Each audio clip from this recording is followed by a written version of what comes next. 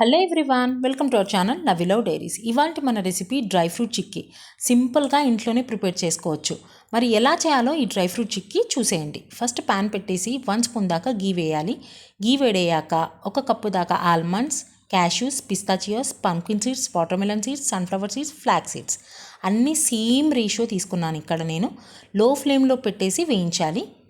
ఇవి బాగా వేగాక స్టవ్ ఆఫ్ చేసేసేయాలి. స్టవ్ ఆఫ్ చేశాక సెస్మి సీడ్స్ అదే కప్ రేషియో తీసుకున్నాను నేను.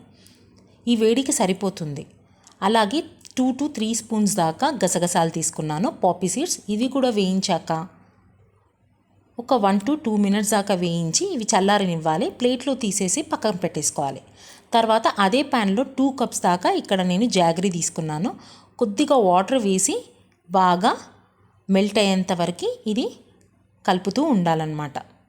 ఇలా రావాలి చూపించే విధంగా. ఇలా వచ్చాక బెల్లం అనేది మనము రోస్ట్ చేసుకున్న డ్రై ఫ్రూట్స్ అన్నీ ఇందులో వేసేసి బాగా మిక్స్ చేయాలి.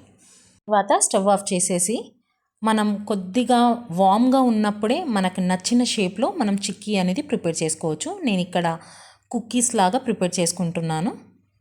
మీకు ఎలా పిల్లలకి నచ్చే షేప్లో మనం ప్రిపేర్ చేసుకోవచ్చు. ఈ చిక్కీ అనేది చాలా సింపుల్గా ఇంట్లో ప్రిపేర్ చేసుకోవచ్చు.